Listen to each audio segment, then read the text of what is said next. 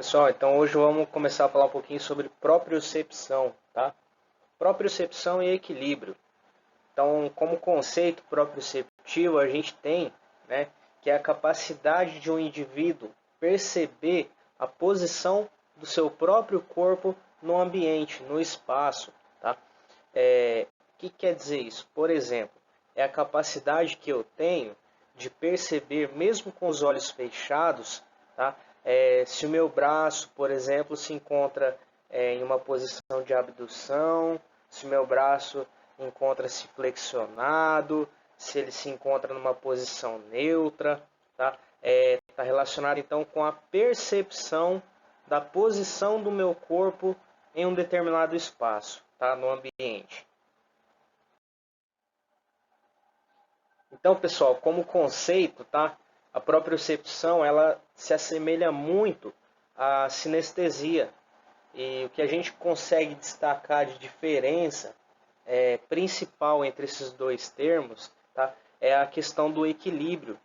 A propriocepção está diretamente relacionada com equilíbrio na execução de movimentos, principalmente. Tá? O que quer dizer isso? A cada instante, todo momento, tá? O cérebro ele é informado sobre a posição dos nossos membros e a trajetória que eles vão seguir no espaço, né? Durante a execução de algum determinado movimento. Tá? Isso é graças a uma rede, galera, de sensores que a gente tem no corpo. Tá? Esses sensores a gente chama de sensores proprioceptivos. E eles estão localizados principalmente nas articulações, tá? Dentro das articulações, no interior dos fusos neuromusculares. Esses dos fusos neuromusculares, eles são receptores sensoriais dos músculos, tá? São eles, então, os caras que vão indicar o grau de alongamento dos músculos mesmo. Então, quando eu estou realizando um alongamento, por exemplo, ele que vai me indicar a questão do alongamento do músculo, o comprimento da fibra muscular. É graças a ele que eu vou saber que o meu músculo está alongado, que eu vou ter essa consciência de que o meu músculo está em uma posição alongada, de que as fibras musculares estão alongadas. Tá? E a gente tem eles então nas articulações, no interior dos músculos e nos tendões também. Tá?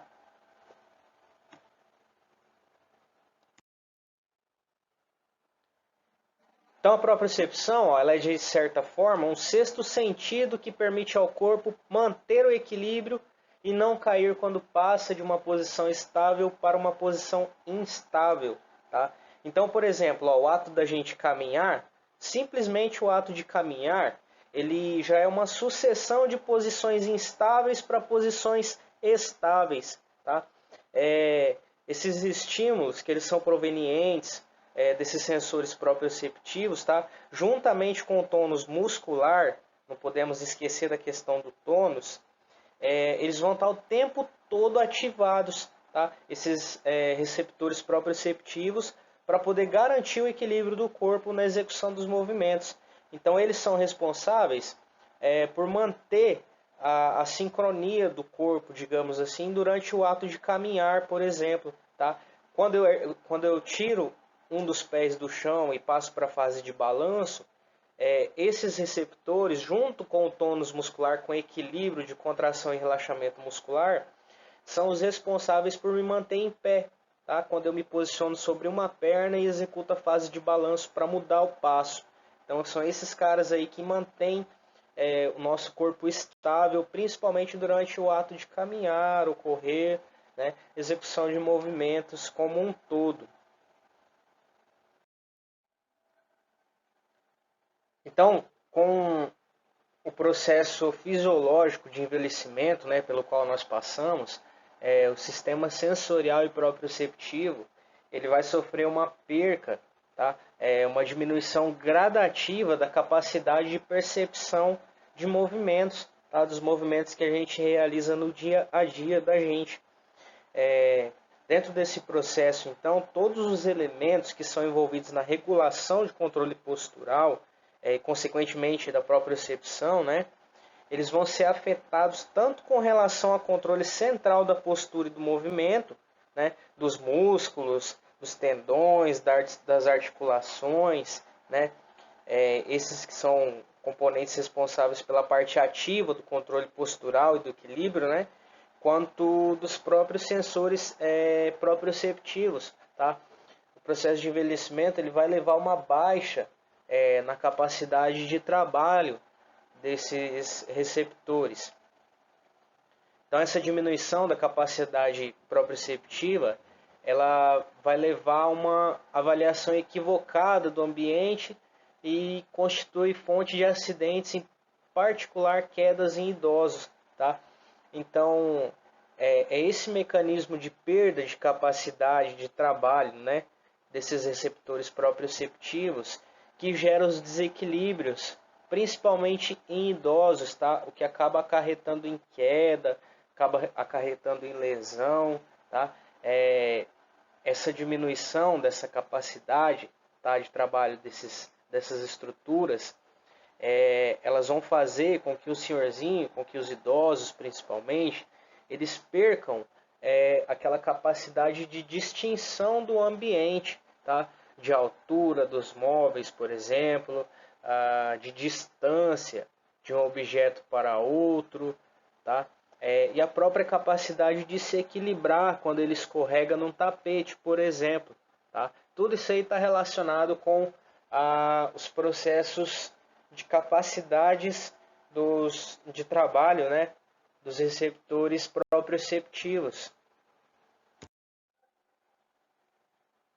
Mas então, se esse processo é fisiológico, quer dizer que durante o meu envelhecimento eu vou sofrer as consequências desse processo, né, dessa perca de capacidade de trabalho dos receptores proprioceptivos? Não necessariamente, tá?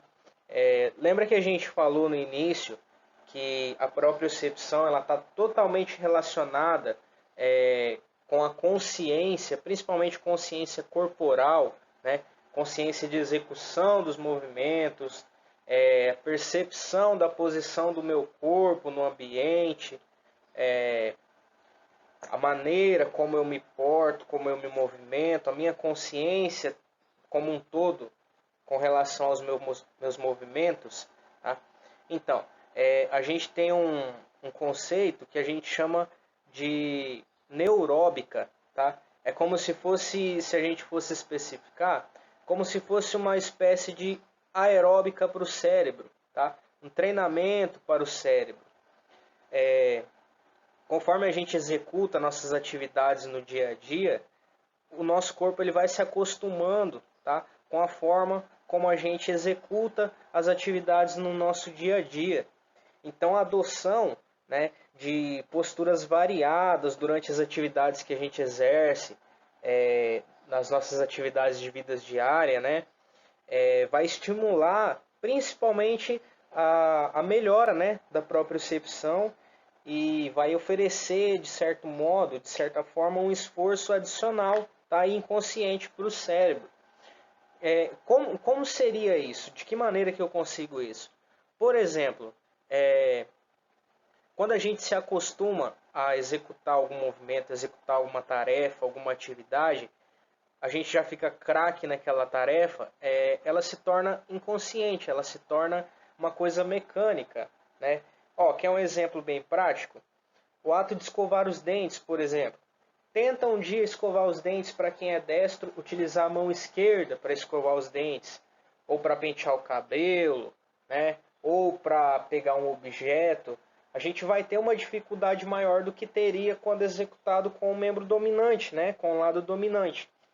Então, o fato de a gente começar a exercitar o lado oposto, o lado que não é o dominante nas nossas ações, né, já vai estimular principalmente a questão de adaptação do sistema de movimento, do sistema motor, né, com relação a equilíbrio, com relação à destreza dos movimentos. Né? Então, quanto mais eu treinar o lado que não é o dominante das minhas ações, mais estímulo eu vou estar enviando para esses receptores proprioceptivos do meu corpo. Tá? Então, uma maneira simples de a gente treinar, de a gente evitar esses prejuízos do envelhecimento, por exemplo, tá? Com a questão da perca, do déficit, né? Proprioceptivo, é mudar as nossas ações durante o dia, tá? A maneira como a gente executa as atividades. Eu gosto muito, quando eu estou com tempo livre, né? Por exemplo, de escrever com a mão esquerda. Não dá muito certo, né? Normal. Mas, de certa forma, eu começo a treinar um pouco mais a plasticidade, né, do meu sistema nervoso, a maneira como ele vai se adaptar a executar uma tarefa nova que ele não está acostumado. Tá? Então, são essas medidas simples que fazem com que o nosso sistema nervoso, com que os nossos receptores, com que o nosso sistema de propriocepção se adapte e treine, né, para melhorar a capacidade de equilíbrio e de execução de movimentos, principalmente. E por que isso acontece, então? Tá? É justamente esse ponto. Quando a gente se acostuma a executar uma determinada atividade, né, uma determinada ação de um modo, essa execução ela acaba se tornando uma coisa mecânica. Tá? A gente se adapta a ela e se acostuma a ela. Então, durante a realização de atividades rotineiras, né, apenas uma pequena parte dos neurônios é ativada. Tá? Por quê? Porque o cérebro ele não vai dar atenção para tarefas que ele já está acostumado a realizar. Tá? Ele não vai aumentar a sua concentração, ele não vai aumentar o nível de atividade para uma tarefa que ele já sabe como fazer, que ele já tem facilidade em executar. Né?